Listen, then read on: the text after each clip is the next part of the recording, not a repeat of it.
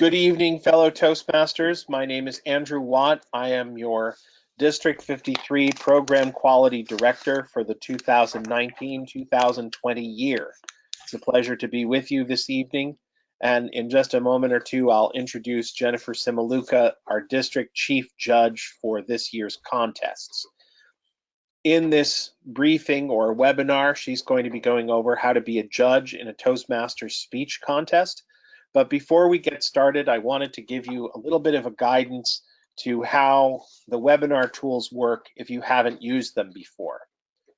First of all, you should have a little control panel. It usually appears either at the top of your screen or along the right-hand side or along the bottom. Different software renders it in different ways, but you should have several different tools available to you.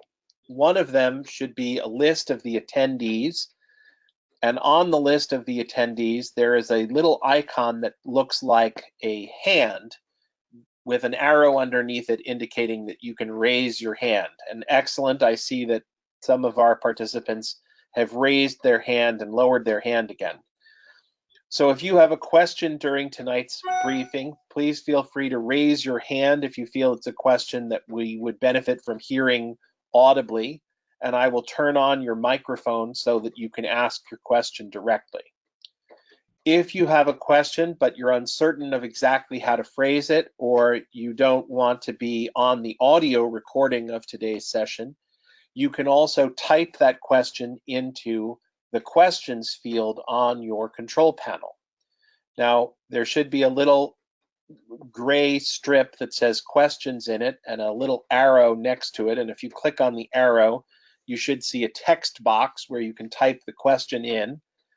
You can send the question to everyone, or you can send the question only to the organizers, and then only Jennifer and I will see it.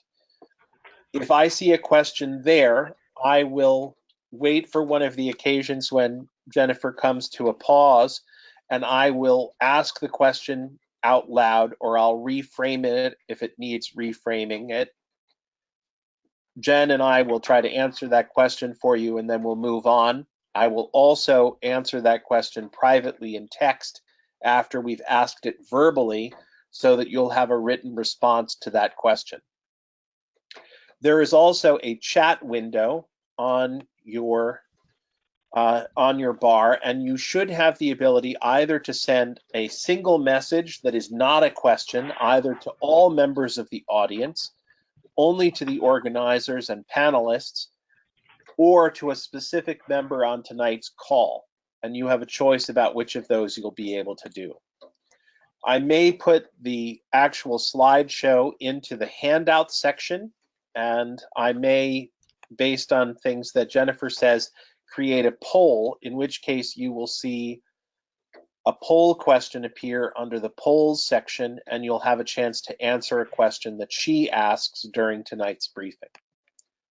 So I hope that that gives you some familiarity with the tools, and let's get started. Let me introduce the presenter tonight.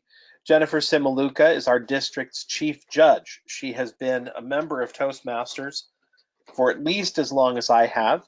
When I first met her, I believe she was the president of Middlesex Toastmasters in Middletown, Connecticut, which I believe is currently in Division B.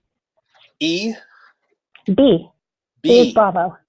And you were also a member of Connecticut Advanced Shoreline, or Connecticut Shoreline Advanced Toastmasters. Oh no, Central Connecticut Advanced Toastmasters. Oh no. Oh, I was right the first time. You were. Never doubt yourself. Shoreline Advanced Toastmasters, which is in Division D.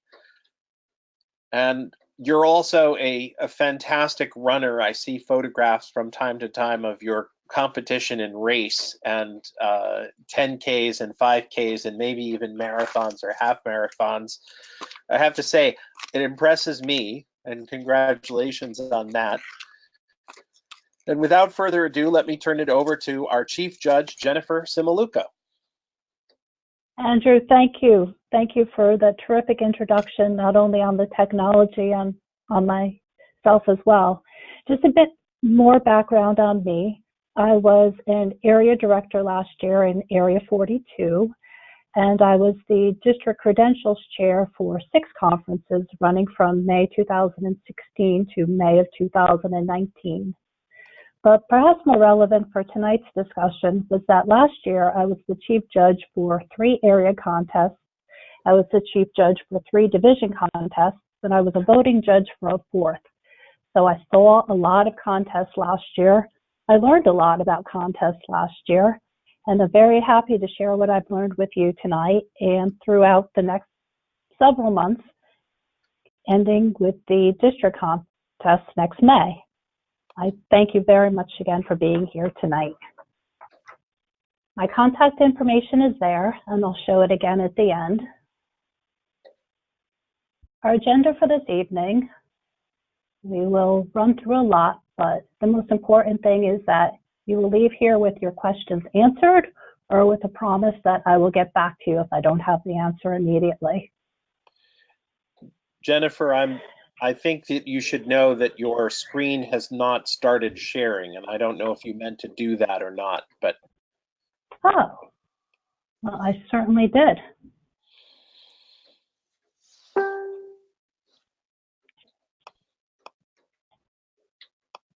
And now it's gone.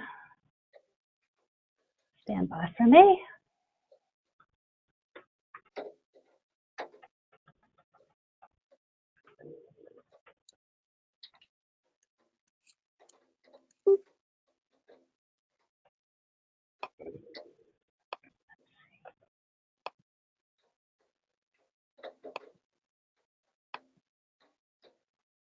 We are experiencing technical difficulties. Please stand by.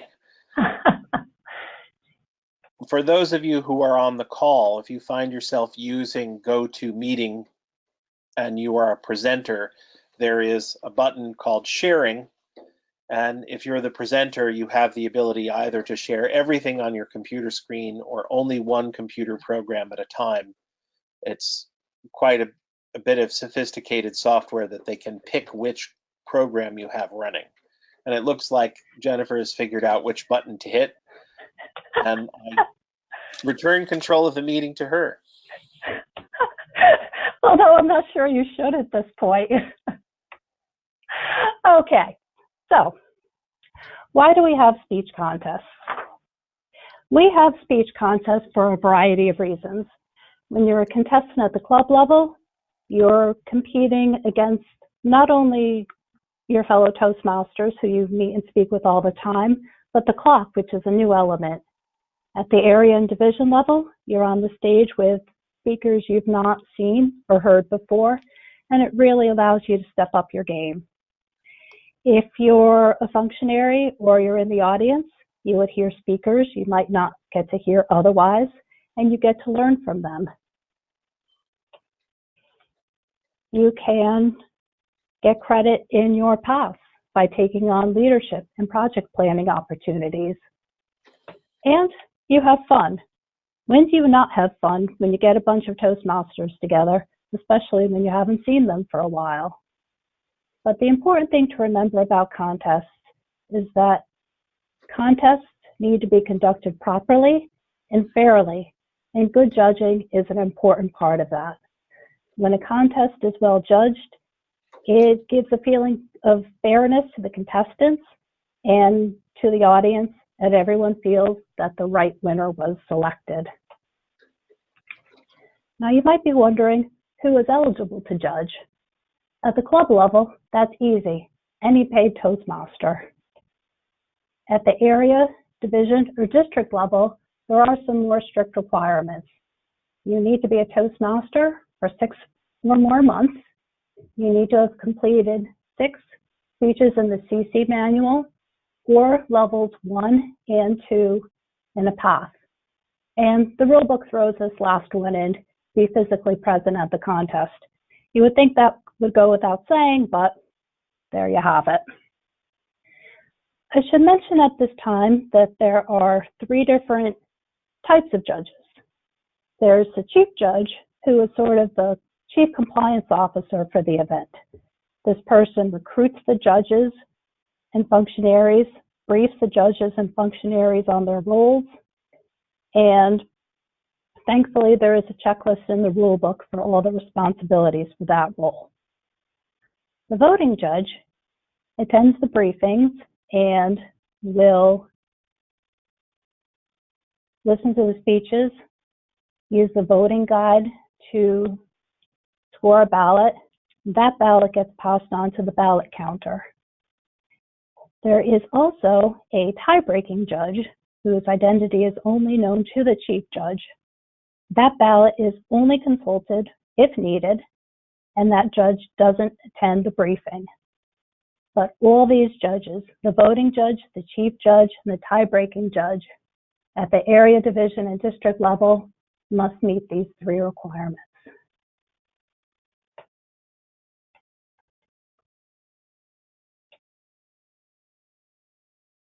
Okay.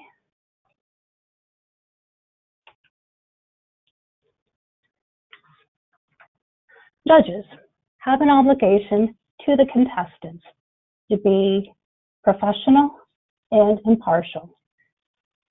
Judges have an obligation to Toastmasters.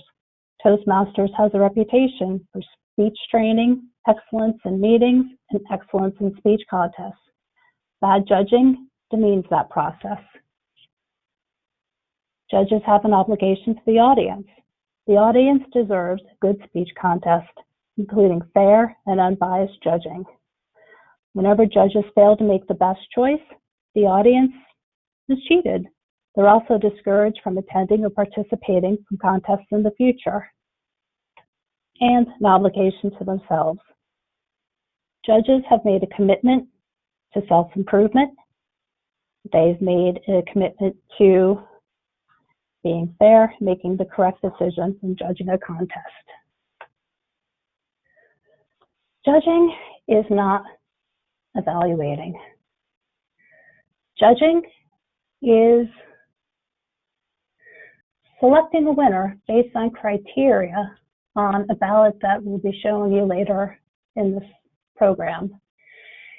Evaluating is more appraisal and advice. It is at times more subjective. One thing to note is that judges' decisions are confidential. The contestant isn't supposed to go to a judge and ask afterwards, what could have made my speech better? An evaluator is more subjective, can give that feedback, but the judge, no. The judges are accurate, committed to making the correct decision. They complete the judging form. Again, they're not evaluating. They're fair. They're totally impartial, and they don't allow anything. Their friendship with contestants, club affiliation, race, creed, national origin, profession, if they don't like the speech topic, none of that is to impact their ballot. Judges are trustworthy. They've been given a responsibility, and they live up to it.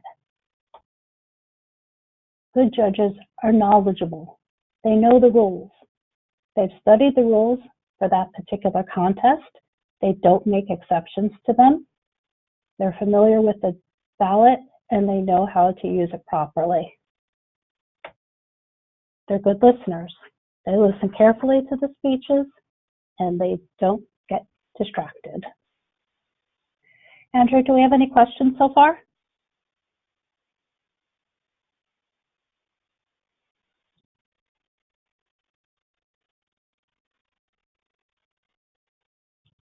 We do not. I'm sorry, I suddenly realized I'd muted myself, and I advised people to write in their questions or raise their hands. But no, at the moment we don't have any questions, and seeing no hands raised, I turn it back over to you. Terrific. So what are some of the barriers to being objective as a judge? The first might be the speaker position. It's easiest to remember the person who spoke first and the person who spoke last. Judges have to compensate for this by paying close attention to every contestant, and there's a little trick that I'll show you on the ballot that will help you with that. The champion for the underdog. Who doesn't want to see the underdog win? People tend to believe that the underdog puts in more effort than a more experienced speaker, but the judges can only use the criteria on the judge's guide and the ballot to select their winners. The halo effect. This is a tendency to overlook a speech flaw when the speaker does one or two things in an outstanding way, but maybe something else not so well. But each criteria on the ballot should be looked at individually. It's got the reverse halo effect, where one flaw is focused on and other items that are done really well are overlooked. Again, each criteria on the ballot is to be looked at separately. Second time around. Here, a judge might rate the speaker highly because the contestant always does well. Or it might be the reverse. This guy again? Give someone else a chance. It's almost related to the underdog. There might be a tendency to rate a speaker more harshly because the speaker has been around for a while. Not the norm.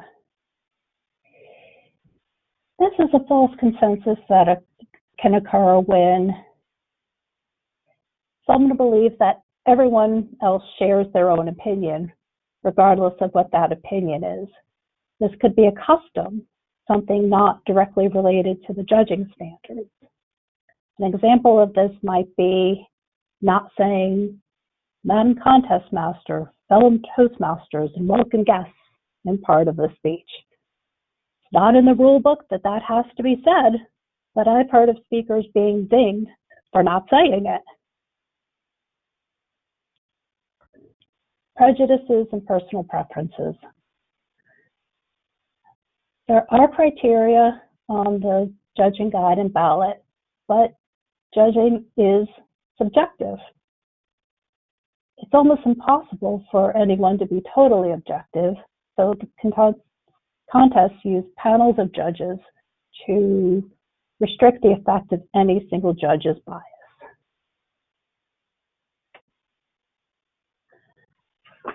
If you know the rules, you can prevent misconceptions.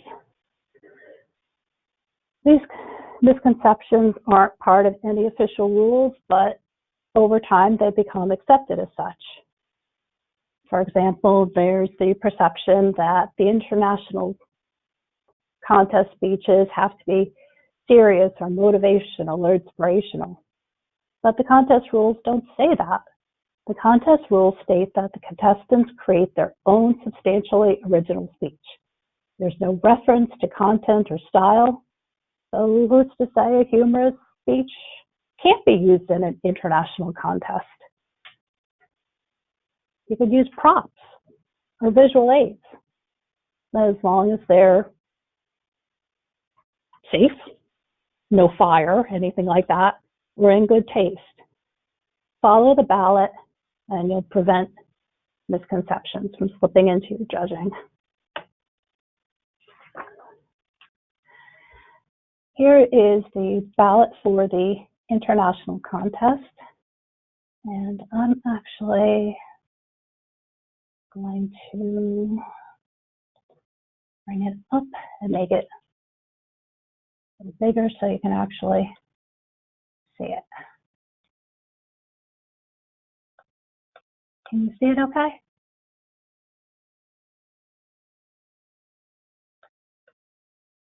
Actually, that's not going to work. We'll go back to the presentation. Okay. Oops. There we go. There are two parts to the guide and ballot. The top part is scoring, and we'll go over this in more detail.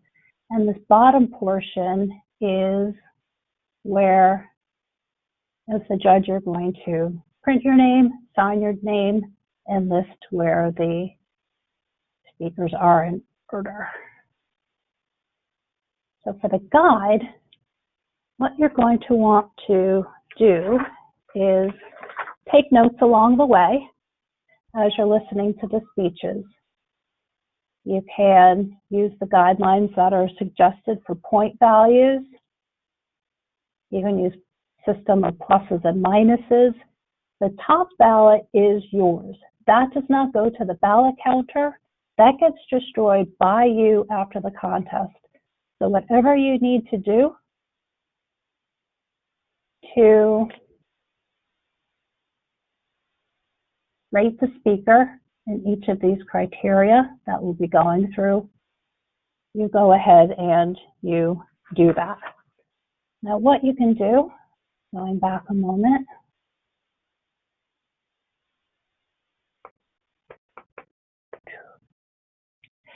is when you list the speakers on your ballot, here's where the speaker's name goes. You can list them in reverse order. So speaker 1 goes here, speaker 2 here, speaker 3 here, and so on. And each speaker can get their point totals, their pluses, their minuses, their notes, whatever you want to do. Then after each speaker speaks, you could fold the sheet over so that only one speaker at a time is visible. That way, speaking order is not as relevant, and you can pay your focus to that speaker at that moment. So, going on, for the international contest, there are 3 main criteria, 3 judging categories: content, language, and delivery. Content is 50% of it.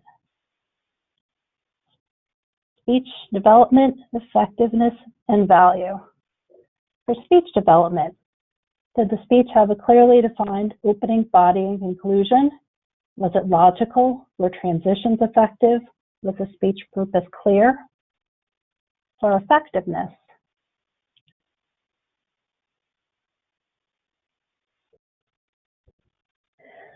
were there audience reactions?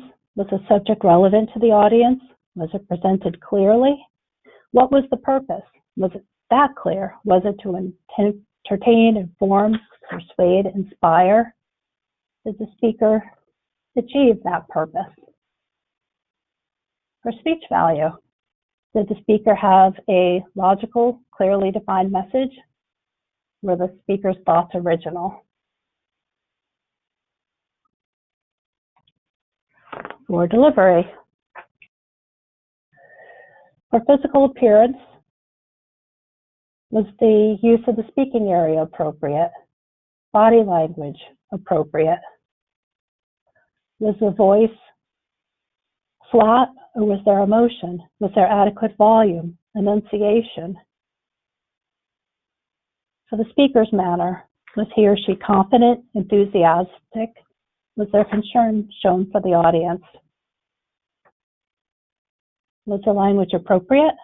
Was the word choice appropriate? And correctness, of course, grammar, pronunciation, word selection, and word choice is effective. Notice there was nothing on here about timing, because that's not your job as a judge. There are timers for that. You don't need to worry about it. For the evaluation contest, there are 4 main criteria. The analytical quality of the evaluation presented. Was the evaluation effective? Were there strengths and weaknesses presented? Were the comments clear and logical? For recommendations, recommendations are an important part of the evaluation. It's not enough to point out that there are weaknesses. the evaluator should offer specific recommendations to improve the speech. The recommendations should be practical, helpful, and positive. The technique refers to the manner in which the evaluator presents the comments and recommendations. Is the evaluator sensitive to the feelings of the speaker and encouraging, inspiring? And the summation, how the evaluator concludes the evaluation. The conclusion should briefly summarize the evaluator's comments and suggestions and be positive and encouraging.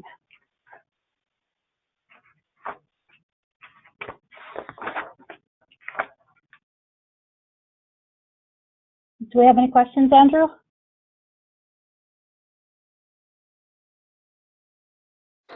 We do not have any questions at this time.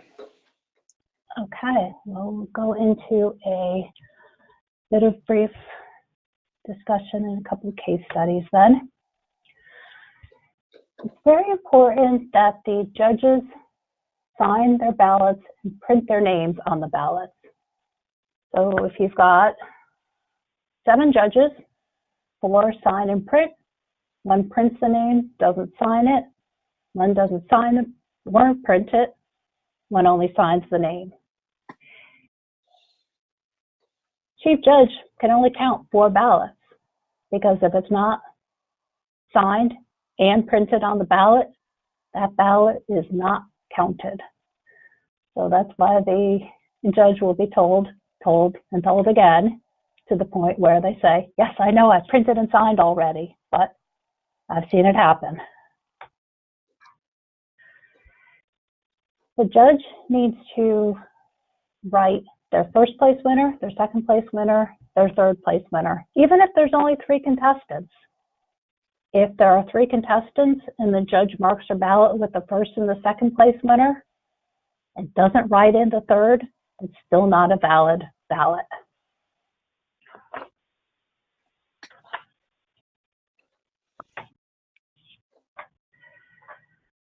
Disqualification.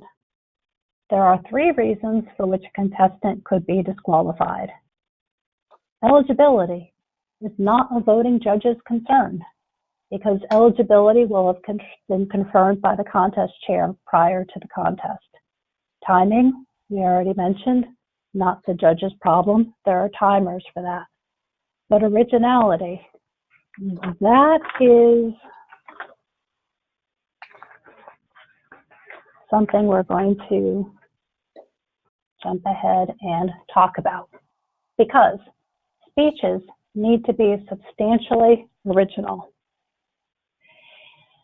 The speech can only be referencing, quoting, paraphrasing someone else's work, even if properly attributed, is 25% or less of the speech. So if a speech is about a marvelous book that the speaker read, the majority of the speech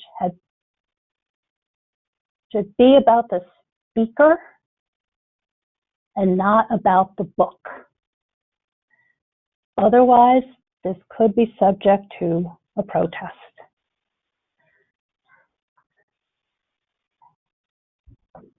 Another originality issue is when something is sourced but not credited, or when someone else's work is used in its entirety, whether credited or not.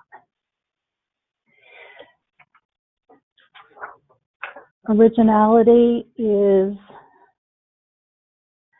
something that another contestant can protest or raise a protest on, or a voting judge can raise a protest on. If there is a protest during the contest chair will notify the voting judges who will gather together with the chief judge to discuss the speech in question. The judges discuss it amongst themselves, then call the contestant in to discuss the matter. The contestant states his or her case, leaves the room, the judges discuss and vote. If the majority votes to disqualify the contestant on the basis of originality, the contestant will be notified prior to the announcement of the results being made. No announcement is made to the audience about a disqualification for originality. Once the decision is made, the decision of the judges is final. Again, the protest, or I should say the ability to protest, is limited to eligibility and originality. Eligibility is not on the voting judge, but originality can be lodged by the voting judge or a contestant, to either the chief judge or the contest chair. So as a voting judge, that is an important responsibility. Jennifer, this is Andrew. We do not have a question, but yeah. I think that this is a point worth emphasizing, that if you are a club judge or you are an area judge,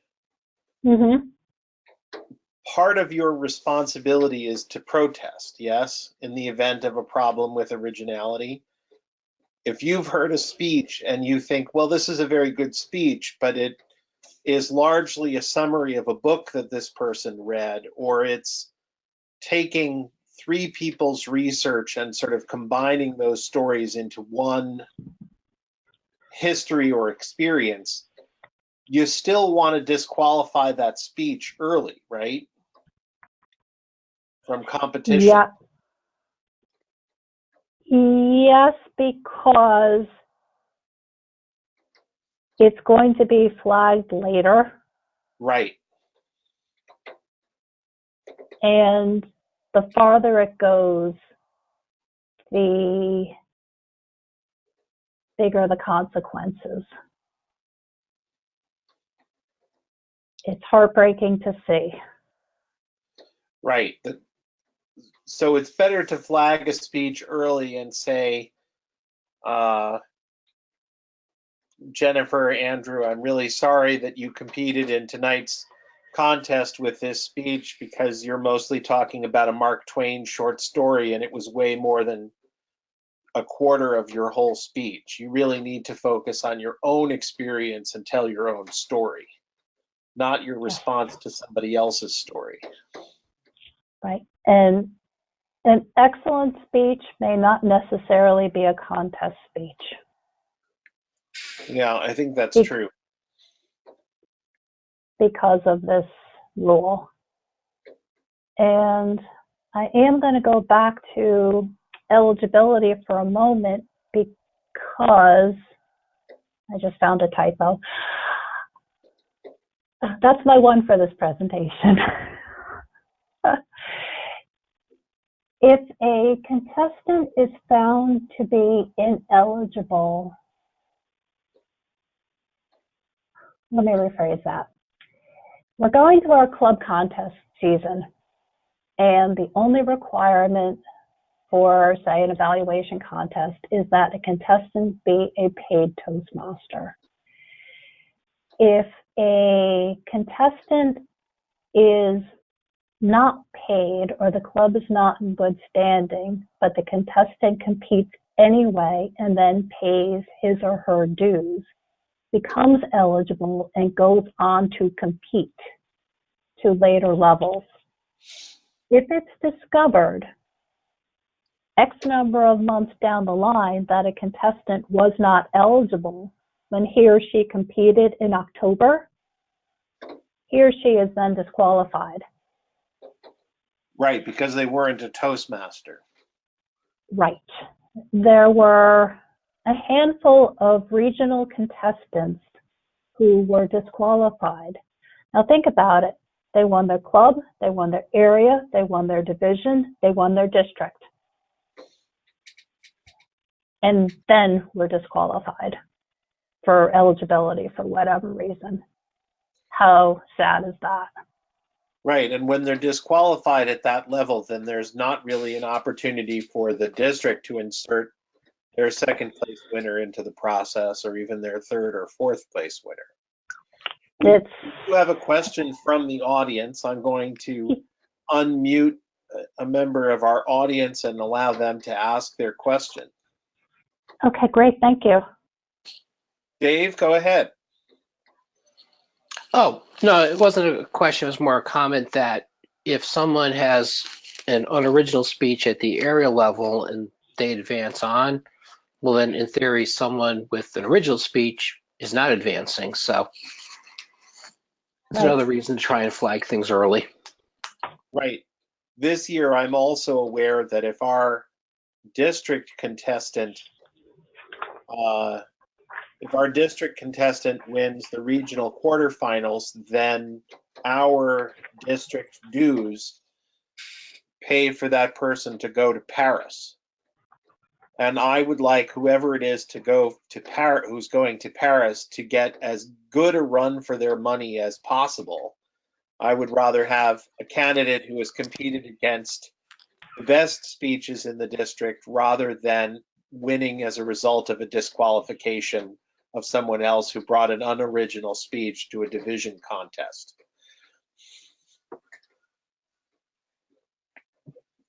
So yeah, I agree.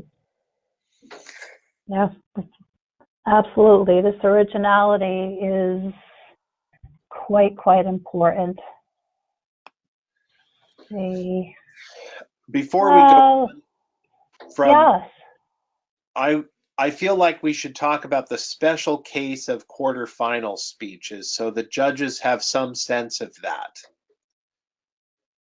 And this past year was the first year that we had video contests in District 53. The district had its first place winner from May evaluated by a team of judges at the regional level, Region 9. And their video was analyzed and then they were ranked. They didn't make it into the top 3, but video judging is now part of the international contest. And so even though we as club, area, division, and district judges don't have to think about that level of competition, I think that we should be aware that at least once during a given speaker's career, they're going to get evaluated on a video screen by a judge rather than just by live presenters. And that's worth thinking about at some point. Absolutely. And I bring up this slide because it addresses if straying from the speaking area is something that someone can be disqualified for. And the answer is no, you can't be disqualified for that. A judge could ding a speaker on their ballot for that, but straying out of the speaking area will put the speaker in the international contest at the district level out of the camera view. So it really behooves the international speech contestants from probably the division level on to get comfortable with being taped and being comfortable with what the rule book states the requirements are, because they're quite stringent, that the camera is planted, for lack of a better way to put it. There are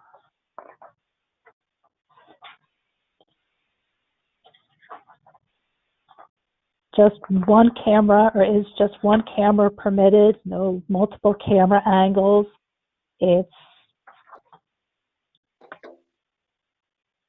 Yes, and we know that there was at least one person disqualified because the camera operator changed the field of view of the camera, that the camera panned left and right to follow the speaker. And that meant that either the speaker left the speaker's area or the camera angle changed, and both of those things disqualified the speaker on the basis of something that the speaker may or may not have done. Like the speaker may not have left the stage, but the camera operator didn't know that they had to keep the camera on the same person, and they changed the focus and the close-up or something, and they wound up disqualifying the candidate, which is terrible. Indeed, indeed. Alas. And that's something, but the speaker has to be aware that the rules have changed, so the game has changed, that unfortunately, the staying in the speaking area has much higher stakes than it used to.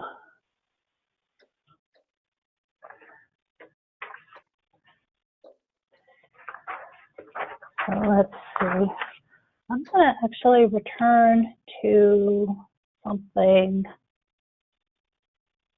that might come up for a chief judge, where if you've got 3 members competing at an area contest, one contestant is disqualified, if the other 2 area winners can't go on, what happens at the division level? The chief judge cannot allow a representative from that area. That area remains unrepresented. Let's see. This is another one that a chief judge would have to worry about. Confirming eligibility. Before an area contest, you find the contestant is 1 speech short of completing level 2 in pathways. That contest speech would complete that requirement. Could that speaker go on? No, because the speaker wasn't eligible to compete at the club contest unless it was a newly chartered club that had an exemption. So if the speaker wasn't allowed to compete at the club contest, he or she is certainly not allowed to compete at the area contest, even if that area contest would be the qualifying speech. So again, going back to eligibility, very important to make sure that the contestants are eligible.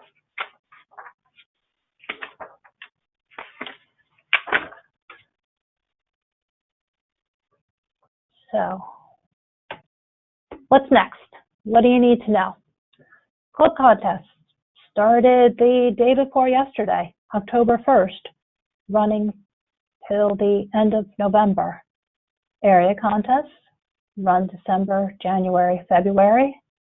Division contest will be in March, and the district contest May 20th, or May 2nd, I should say, 2020. So a lot to do, but you've got a lot of resources to help you. The first is your friend, the Toastmasters contest rulebook. And I will show you that. You want the one with this pretty lady, Ramona Smith, on it. And you want the version that is from August of 2019. There is a March version, but you don't want that one. I promised our chief judges on the call a checklist for all of their responsibilities. And that is right here. Everything a judge, a chief judge, a voting judge, tiebreaker judge needs to know is here in the rule book.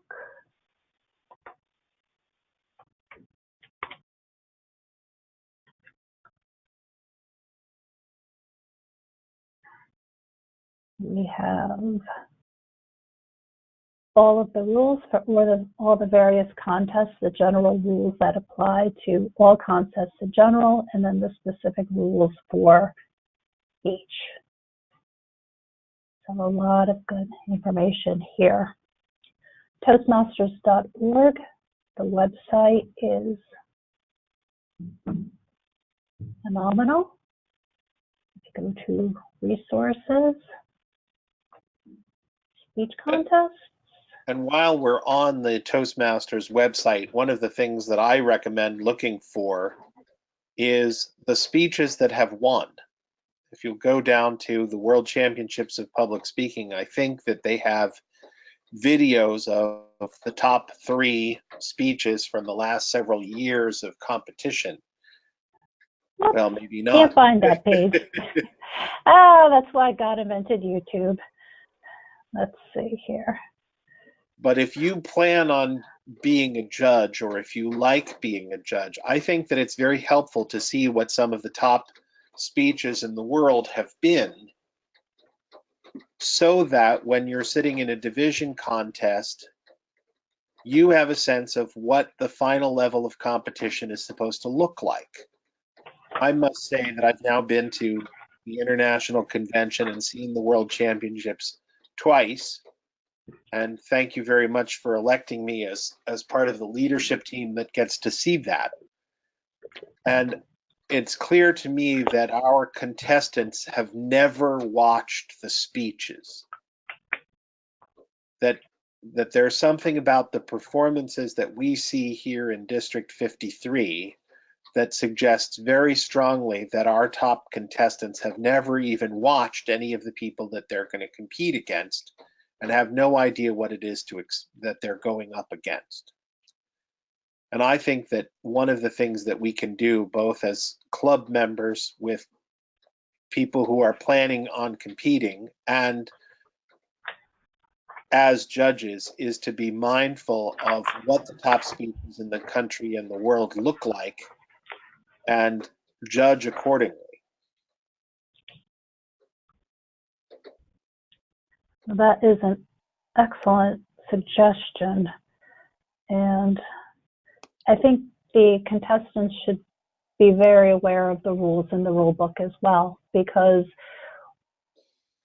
they could inadvertently disqualify themselves by not paying attention to things like originality. Let's see. Speech contest. Link to the rule book is up here. Speech contest, frequently asked questions. Speech contest materials. Here's where, if you're wondering, a lot of materials here. You used to be able to buy these, and now everything is downloadable. So you could download ballots to see what they look like. Evaluation ballot, international ballot. Now our own district website has information under contests, division and area schedule.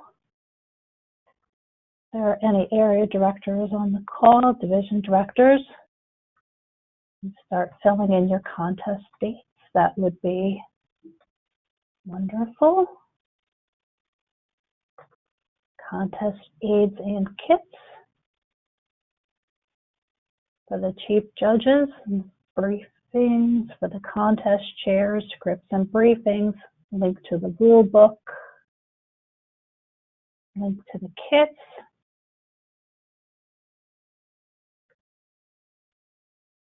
Toastmasters materials, all kinds of good stuff. You can call Toastmasters. I've got them built into my phone. They don't know me by first name yet, but we're getting there. Your area and division directors are resources. They want to help you. and it helps them to prepare for their own contests. And lastly, me. My email address is right there. You can also use my cell phone. I have to warn you, I don't pick up the phone. I don't recognize the number. So if you're calling from your landline, just leave me a message. If you're on your cell, just send me a text with the name, number, and nature of your emergency, and I will call you right back. But I've had too many calls from the IRS and somebody wanting to renew my car warranty and all that. So I don't pick up my phone, but I always have it, so use it. And now, Andrew, I turn back to you. Do we have any more questions from the floor? It does not appear that we do. If anyone has a question, feel free to raise your hand or signal that you'd like to be unmuted so you can ask your question.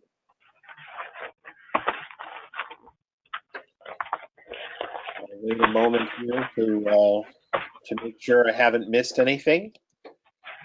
If you go to the handout section of your webinar control panel, you'll see that I have printed I've created a PDF of the training from tonight's session, and I've posted it there so you can access that material and you can use that to remind yourself of what Jennifer has said tonight.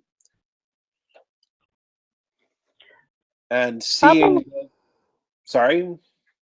I was going to say, probably the most important thing is as the season rolls along, as questions come up,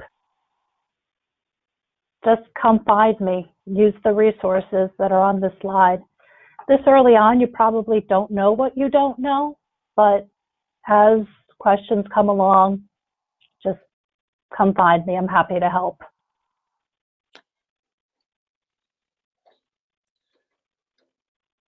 Absolutely. And I'm also available. I don't know the rule book as backwards and forwards as I would like, but I do know it fairly well, and I know how to read and use an index.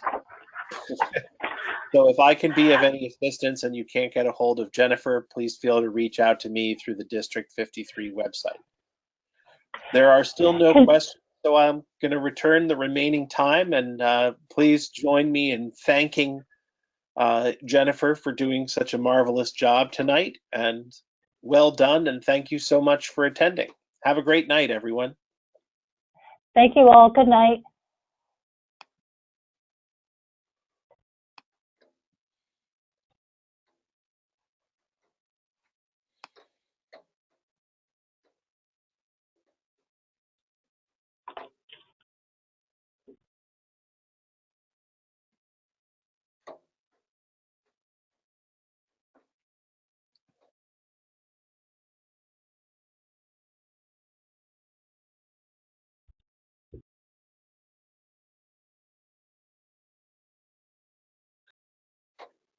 And we're down to just us again.